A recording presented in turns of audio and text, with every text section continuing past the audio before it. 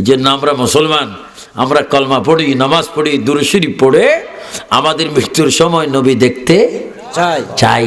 আর জন নবী দেখতে চাই। এটা জোরে জোরে বলুন, ইয়া রাসূলুল্লাহ, ইয়া হাবিবাল্লাহ, ইয়া রাসূলুল্লাহ, ইয়া হাবিবাল্লাহ, ইয়া রাসূলুল্লাহ, ইয়া হাবিবাল্লাহ। গোসল করাইয়া কাপন পড়াইয়া, বলেন গোসল করাইয়া কাপন পড়াইয়া রাখিবে যখন কবরে শোয়াইয়া, ওগুলো গোকুলে গোলাম বলিয়া, ওগুলো গোকুলে গোলাম বলিয়া, ইয়া রাসূলুল্লাহ, ইয়া হাবিবাল্লাহ, ইয়া রাসূলুল্লাহ, ইয়া হাবিব। মনকির নকির আসিয়া সওয়াল করবে বসায়া, আরো জোরে, মনকির নকির আসিয়া সওয়াল করবে বসায়া, দিও গো নবী পর্দা উঠাইয়া। এগুলো বাস্তব কথা। মনকির নকির আসিয়া সওয়াল করবে বসাইয়া, দিও গো নবী পর্দা উঠায়া করিব সালাম কদম ধরিয়া, করিব সালাম কদম ধরিয়া, ইয়া রাসূলুল্লাহ, ইয়া হাবিবাল্লাহ। মা খাদিজাকে কবর দেওয়া হলো, মিনহা খালাকনাকুম ওয়া ফিহা নুঈদুকুম ওয়া মিনহা নুখরিজুকুম তারাতান উখরা বলা হলো, বলে মাটি দেওয়া হলো। এবার আমার নবী ডাক দিয়ে বলে, সাহাবীরা রে তোমরা চলে যাও, খাদিজার সাথে আমার কিছু আলাপ আছে। সুবহানাল্লাহ, সুবহানাল্লাহ। আমাদের দেশে মরা মানুষের সাথে কেউ কথা বলবে? আর যদি মরা মানুষ কথা বলে কেউ থাকবে? ইরি মাত্র মারি দিলে ওর কথা কয়। আমার নবী কথা বল কি? মা খাদিজা বলেছেন, ইয়া রাসূলুল্লাহ, ধন সম্পদ টাকা পয়সা সব কিছু তো বিলাই দিয়ে শুধু আপনার কাছে চেয়েছিলাম একটা কয়েকটা দাবি, তার মধ্যে একটা দাবি কবর। মুনকির নকির আমাকে সামাল করবে, মান রাব্বুকা, তোমার প্রতিপালককে।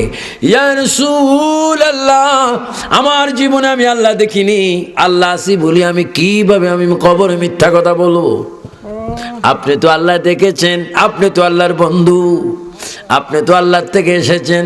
হুজুর, মুনকির যখন আমাকে প্রশ্ন করবে মান রাব্বুকা, আপনি নবী কবরের বাহির থেকে আমি খাদিজার পক্ষ থেকে সওয়ালের জবাবটা দিয়ে দিবে। নবীর ক্ষমতা আছে কিনা? আছে। আরো জোরে বলে আছে কিনা? আছে। আমার নবী একখানা নূরানি আসা মুবারক, লাঠি মুবারক, জামি মুবারকের নিচে দিয়ে নবীজি ওই দাঁড়িয়ে ওই লাঠির গোড়া কবরের উপরে দিয়ে নবীজি দাঁড়িয়ে আছেন। আর হঠাৎ করে এক পড়া চোখের পানি, আমার নবীর চোখের পানি কবরের উপরে পড়লো। কবরের উপরে যখন পড়ে যায় 1 ঘন্টা 2 ঘন্টা 3 ঘন্টা হয়ে যায়, মুনকির নকির আসে না। আল্লাহ বলে, জিবরাইল, ও জিবরাইল, আমার বন্ধুকে গিয়ে সালাম দিয়ে দাও। যেই বন্ধুর চোখের পানি খাদিজার কবরের উপরে পড়েছে, কিয়ামতের আগের দিন ওই কবরে মুনকির নকির যাবে না। সুবহানাল্লাহ, সুবহানাল্লাহ বলে। সুবহানাল্লাহ, তাকবীর, আল্লাহ, নারায়ে রিসালাত, ইয়া রাসূলুল্লাহ, ঈদে মিলাদুন নবী জিন্দাবাদ, হাজির ও নাজির জিন্দাবাদ, ইয়া রাসূলুল্লাহ, হাজির ও নাজির, ইয়া রাসূলুল্লাহ। ও জিবরাইল, আমার বন্ধুকে বলে দাও ওই কবরে মুনকির নকির যাবে না। ও জিবরাইল, তাও তুমি বলে দাও কিয়ামত পর্যন্ত খাদিজাতুল কুবরার কবরের কারণে, রাসূল পাকের চোখের পানি পড়ার কারণে এই গোটা কবরস্থানকে কিয়ামত পর্যন্ত আমি বেহেশত বানাই দিলাম। আল্লাহু আকবার বলেন। আল্লাহু আকবার। আমার নবীর চোখের পানি যেখানে পড়ে ওটা জান্নাতুল মুআল্লা হয়ে যায়। সুবহানাল্লাহ, সুবহানাল্লাহ। এই জন্য আল্লাহ পাক কোরআন শরীফের মধ্যে বলেন, পৃথিবীর প্রথম আমার নবীকে যখন দুনিয়ায় পাঠাইলাম তখন মাত্র 40 জন মুসলমান হয়েছে। কয়জন? এই 40 জনের মধ্যে একজন মা খাদিজাতুল কুবরা, আরেকজন হচ্ছে হযরত সাইয়েদনা আবু বকর সিদ্দিক, আরেকজন হচ্ছেন শের খুদা হযরত আলী, আরেকজন হচ্ছে রাসূল পাকের আশিক। সবাই জুড়ে বলুন হযরত বেলাল। নাম কি? হযরত বেলাল। আরো জন কি নাম? হযরত বেলাল হাবশী। দেখছো নি ভাই তোমরা কে হো নবীকে, সবাই বলেন দেখছো নি ভাই তোমরা কে হো নবীকে, এতিম বানাইয়া গেলেন আমার। ছোট্টবেলা আমি দেখেছি পূর্ব পাকিস্তান, আমার নানা খুব সুন্দর গজল কইতেন। কালা মানুষ ছিল, চেহারা খুব সুন্দর। আমার নানা আমাদেরকে এইভাবে বলছো, নাতি আমার সাথে বল, দেখছো নি ভাই তোমরা কে হো নবীকে, এতিম বানাইয়া গেলেন আমার। কেন্দো না কেন্দো না বিল্লাল, কেন্দো না। যুবক ভাইরা জোরে বলো, কেন্দো না কেন্দো না বিল্লাল, কেন্দো না। এই দুনিয়ায় আমার দেখা পাইবা না, এই দুনিয়ায় আমার দেখা পাইবা। হযরত বেলাল মা খাদিজার সময় একজন আশিক রাসূল, মা খাদিজাতুল কুবরার সময় তিনি মুসলমান, তিনি ছিলেন হাবশী। দেখতে দেখা যায় এই কালো কোটের মতো কালা, খানে কাবার গিলাফের মতো কালো, কোরআনের কালো অক্ষরের মতো কালো। নাম ছিল হযরত বেলাল। উনি ছিল কৃতদাস, উনি ছিল একজনের কৃতদাস। আমার ভাইয়েরা, হযরত বেলাল কাফেরের ঘরে থাকে আল্লাহ মানছে। সুবহানাল্লাহ, সুবহানাল্লাহ। আল্লাহ কয়জন? একজন। যার কৃতদাস ছিল তার নাম ছিল উমাইয়া ইবনে খালফ। উমাইয়া ইবনে খালফ ছিল মক্কার জমির অধিবাসী এবং শ্রেষ্ঠ একজন কাফের। ওই কাফেরের কৃতদাস ছিল হযরত বেলাল। হযরত বেলাল একদিন তিনি ঘুমের ঘরে দেখতেছেন আল্লাহর নবী তার কাছে। সুবহানাল্লাহ। তিনি ওই ঘরের ভিতরে পড়ে দিয়েছেন লা ইলাহা ইল্লাল্লাহু মুহাম্মাদুর রাসূলুল্লাহ সাল্লাল্লাহু। আল্লাহ যেন আমাদের ঈমানটা মজবুত করে দেয়। আমিন। আরো জোরে বলুন আমিন। মওত পর্যন্ত যেন জবানে কলমা জারি থাকে। আমিন। আল্লাহুম্মা। হযরত বেলাল কি আনলেন? ঈমান আনলেন। জোরে বলুন কি আনলেন? কার ঘরে থেকে? কাফেরের নাম কি? উমাইয়া ইবনে খালফ। বড় শয়তান। হযরত বেলাল আহাদ আহাদ আহাদ আল্লাহ আল্লাহ বলে তিনি চিৎকার দিচ্ছেন। এই কথাটা উমাইয়া ইবনে খালফের কানে আসলো। উমাইয়া ইবনে খালফের কানে যখন আসলো, তিনি বড় রড গরম করে, লোহা গরম করে বেলালের কাছে গেলেন। ও বেলাল, শুনতে পেলাম তুমি নাকি মুসলমান হয়েছ, কলমা শরীফ পড়েছ। তুমি কি জানো না মুসলমান হলে তার শাস্তি বড় মারাত্মক? বেলাল জবাব দিচ্ছে, উমাইয়া ইবনে খালফ শোনো, আমি মুসলমান হয়েছি, কলমা আমি পড়েছি, তার বিনিময়ে তুমি আমাকে হয়তো মৃত্যু দেবে। মৃত্যু দিনে দিয়ে দাও, শাস্তি দিন প্রদান শুরু করো, তবু আমি আমার আল্লাহ নবী ছাড়ব না। নারে তাকবীর। সাহাবাই কেরাম কষ্ট করেছেন। উমাই ইবনে খালফ বলল, বেলাল তুমি বলছো তোমাকে শাস্তি দিতে, তবু কলমা ছাড়বে না, শাস্তি কত বড় কঠিন জানো? জানি। কি? এই বলে হযরত বেলালকে রশি দিয়ে বাঁধা হলো। প্রত্যেকটি গিরার মধ্যে আগুনের শিক দিয়ে গুতাইতে শুরু করলো, আগুনের শিক ঢুকাইতে লাগলো। প্রত্যেকটি নকির মধ্যে ফেরাকের আগুন দিতে লাগলো। বেলালের গোস্তগুলির মধ্যে, রানের মধ্যে আগুনের শিক দিতে লাগলো। বেলালু মা বাবা কিচ্ছু বলে না, শুধু বলে ইয়া রাসূলুল্লাহ। কি বলে? আরো জোরে বলুন, ইয়া রাসূলুল্লাহ। মুহাব্বতে বলো, ইয়া রাসূলুল্লাহ। আমাদের সামনে আজরাইল আসলো, আমরা ইয়া রাসূলুল্লাহ চাই কিনা? হযরত বেলালকে মারতেছেন। কি জিকির কমে গেছে? কলমা ছেড়ে দিছে না, কলমা আরো বেশি, স্পিড বেশি, আলোচনা বেশি। আমার ভাইয়ের এত কলমার আওয়াজ, নবীজির গোলাম উমাইয়া ইবনে খালফ 9 ব্যক্তিকে ঠিক করলেন।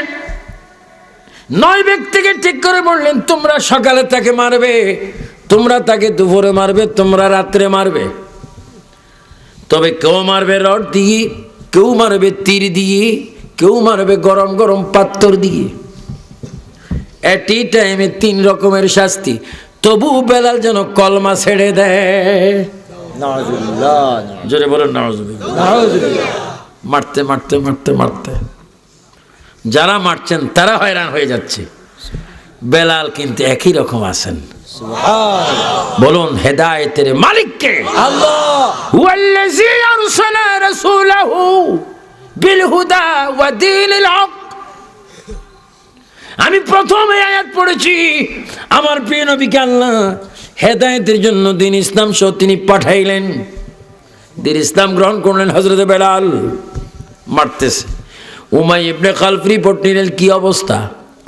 তারা রিপোর্ট দিচ্ছে উমাইয়া ইবনে খালফ মিনিটের পরে মিনিট, দিনের পর দিন, রাত্রির পর রাত যত চলে যাচ্ছে, আমরা দেখতে পাচ্ছি হযরত বেলালের ঈমান তত মজবুত হচ্ছে। আল্লাহু আকবার বলেন। আল্লাহু আকবার। ঈমান হেফাজতের মালিক কে? আল্লাহ।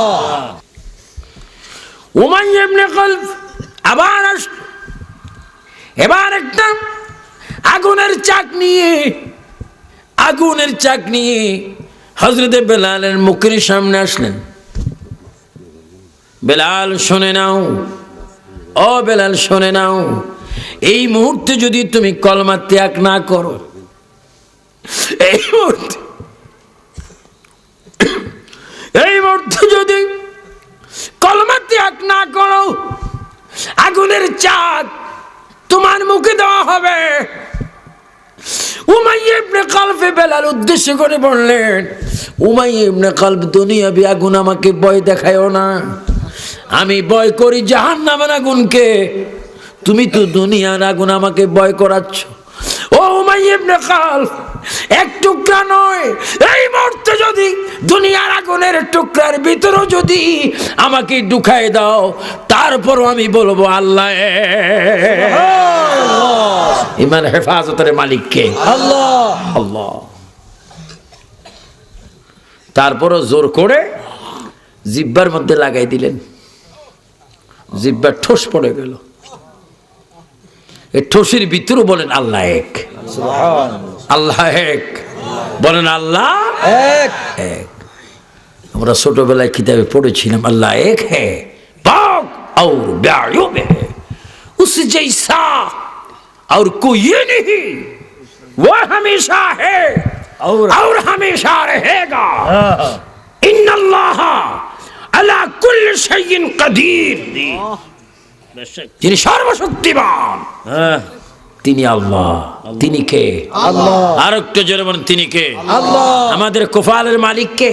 আল্লাহ। আমরা বন্দা কার? আল্লাহ। জিকির করব কার? আল্লাহ। নবী মানবো কি মানবো না? মানবো। মিলাদুন নবী চাই কি চাই না? চাই। মাজার কবর জিয়ারত চাই কি না? চাই। উরুস মাহফিল চাই কি না? চাই। মাজার জিয়ারতের জন্য যাওয়া যাবে কি না? যাবে।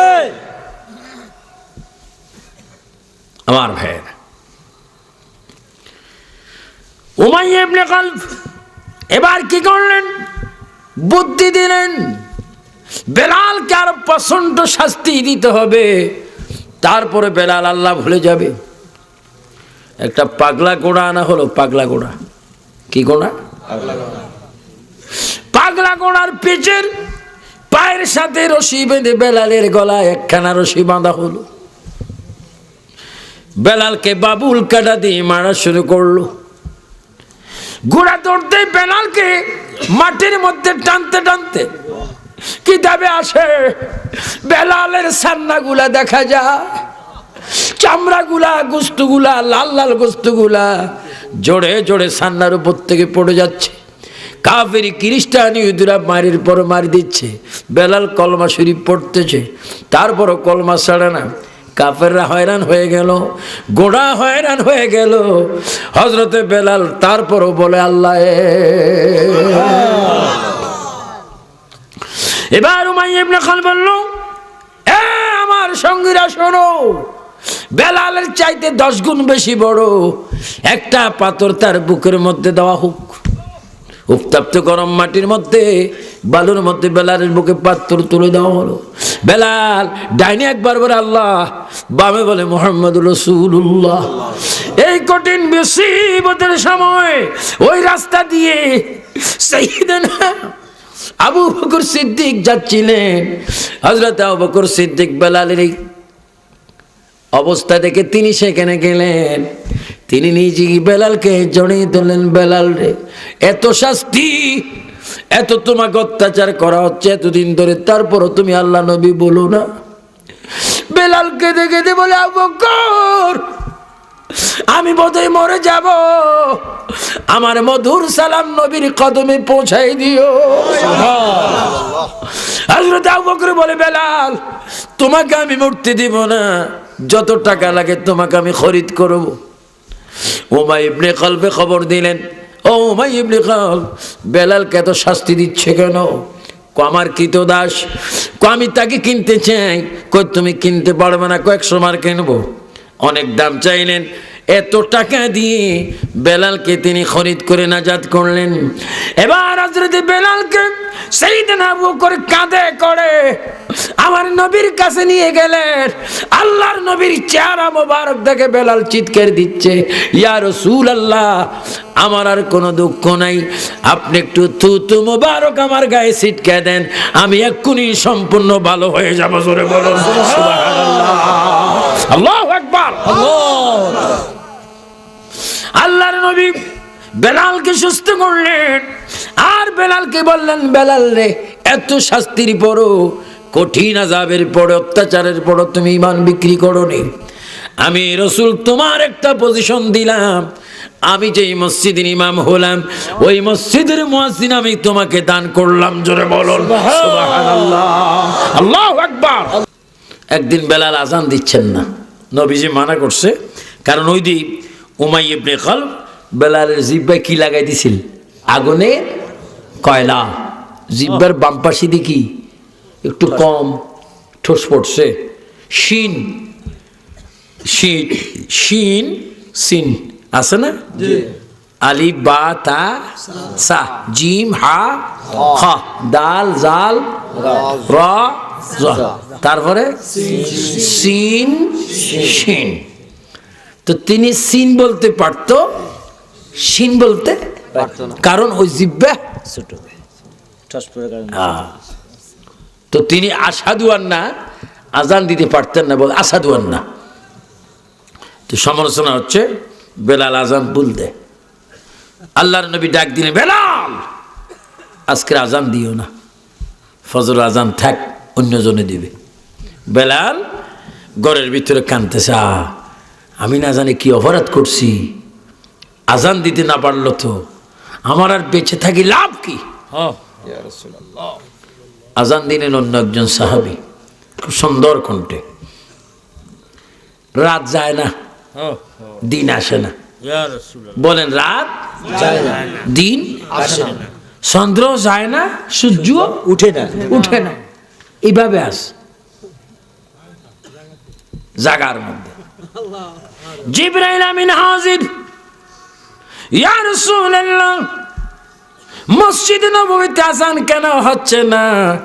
আমার নবী বলে, আজান তো হয়েছে। কই, ইয়া রাসূলুল্লাহ, আজান যদি হয়ে যায় দিন কেন হয় না, রাত কেন যায় না? কথা তো তাই। হুজুর, নিশ্চয়ই বেলাল আজান দেয় নেই। বেলাল যদি আজান দিত, সিদরাতুল মুনতাহার মধ্যে একটা রাত আছে, ফেরেশতাদের মতো রাতাম, সুবহুন কুদ্দুসুন বলে। আপনারা দেখবেন বড় যখন হয়ে যায় রাতাগুলা তখন বাগ দেয়, ঠিক কিনা? আরো জোরে বলেন, ঠিক কিনা? কেমনে বাগ দেয়? আমরা দেখ কুকুরুত কুক, আসলে কুকুরুত কুক কয় না, সুবহুন বলেন, সুবহুন কুদ্দুসুন ওয়া রাব্বুল মালাইকাতি ওয়ার রূহ। সুবহানাল্লাহ, আল্লাহু আকবার বলেন, আল্লাহু আকবার। হুজুর বেলালকে আজান দিতে বলেন। বেলাল যদি আজান না দেয়, রাত যাবে না, দিন আসবে না, চন্দ্র যাবে না, সূর্য আসবে না। সবাই আল্লাহর কাছে দাবি জানিয়েছে, বেলালের আজান যতক্ষণ হবে না, রাত থেকে যাবে, দিন আসবে না। ইয়া রাসূলুল্লাহ, আপনার বেলালকে বলেন সুন্দর করে একটু আজান দিতে। ও বেলাল, তোমার জন্য দিন পাগল, তোমার জন্য রাত পাগল, সকাল পাগল, চন্দ্র সূর্য পাগল। বেলালের কারণ কি? আমি নিজেই চিনাম মদিনার নবীর পাগল। আমিন বলো না, আমিন। আমিন। হযরতুল বিলালের তো দাম আমার নবীর আশিক হওয়ার কারণে, মিলাদুন নবীর পাগল হওয়ার কারণে বেলালের এত মর্যাদা হলো। মক্কা বিজয়ের পরে আল্লাহর নবী বেলালকে বলে, বেলাল তুমি একটু আজান দাও। জোরে বলুন, কি দাও? আজান দাও। আরো জোরে বলুন, আমাদের দেশে আজান আছে কিনা? আছে। শুধু আজান আছে না, আজান আগে দুরূদ শরীফ আছে। দুরূদ শরীফ আছে। জোরে বলুন, দুরূদ শরীফও আছে। আছে। দুরূদ শরীফ পড়বেন। আমার ব্যয় বাকি দিয়েছেন, হ্যাঁ, তারা যদি না পড়ে কিছু আসে যায় না। নবী আমাদের পড়বো আমরা, আর এরা নবীর শত্রু, এদের দুরূদ শরীফ পড়ার কোনো ক্ষমতা নাই। এই যে না বোথাও ব্যক্তি এগুলা নিয়ে আর বস মোনাজারার প্রয়োজন নেই, বেহুদা। এগুলো নসিব কি খারাপ, মন্দ। বদনসিব।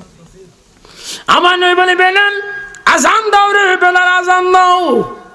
আমার মায়ের দেশ মক্কা আসলাম, আমার বাবার দেশ মক্কা আসলাম, আমার দাদা খাজা আব্দুল মুত্তালিবের দেশে মক্কা আসলাম বহুদিন পরে। মক্কা বিজয় হলো। বেলাল তুমি একটু তোমার কণ্ঠে আজান দাও, আমি রাসূল একটু তোমার মুখে আল্লাহর নাম শুনতে চাই। তবে বেলাল আজানটা হতে হবে একটু উঁচা জায়গায়, মিনারা। হযরত বেলাল সাফা মারওয়া পারে গেলেন, আল্লাহু আকবার। নবী বলেন না, মারওয়া গেলেন, নবী বলেন না। জবল আবু কুবাইসে গেলেন, নবী বলে না। ও বেলাল, আর একটু উঁচু জায়গা হতে হবে। হযরত বেলাল বলে, হুজুর ইয়া রাসূলুল্লাহ, বুঝি উঁচু জায়গায় আজান দিতে হয়, কাবার ছাদে আমাকে উঠতে হবে, খানে কাবার ছাদে উঠে আমাকে আজান দিতে হবে। কিন্তু কাবা তো এমন একটা কাবা, মক্কায় থেকে আজান দিলে কাবা সামনে থাকে, মদিনা থেকে আজান দিলে কাবা শরীফ সামনে থাকে। হুজুর, এখন যদি কাবাকে যদি পায়ের নিচে দিই, কাবা যদি আজান দিতে গিয়ে আমার পায়ের নিচে পড়ে যায়, আমি কোন দিকে ফিরে আজান দেব? আমার নবী বলে, বেলাল বেলাল, মানুষের কাবা খানে কাবা, হাজিদের কাবা খানে কাবাকে তোমার দুই পায়ের নিচে রাখো, আমি নবীকে কাবা বানাইয়া তুমি আজান দাও। জোরে বলুন আল্লাহু আকবার। আমার নবী হচ্ছে কাবার কাবা। তোরে বোঝা গেল, এমন নবীর মিলাদুন নবীতে হাটপুকুরিয়া জামে মসজিদ মাঠে, আমরা জামে মসজিদ সংলগ্ন মাঠে আমরা এখানে আসলাম মিলাদুন নবীর মাহফিলে। তাহলে বোঝা গেল আমরা যারা নবীর পাগল হয়ে যাব, আমার নবীও কোনোদিন আমাদেরকে ভুলবে না। সুবহানাল্লাহ বলেন, সুবহানাল্লাহ।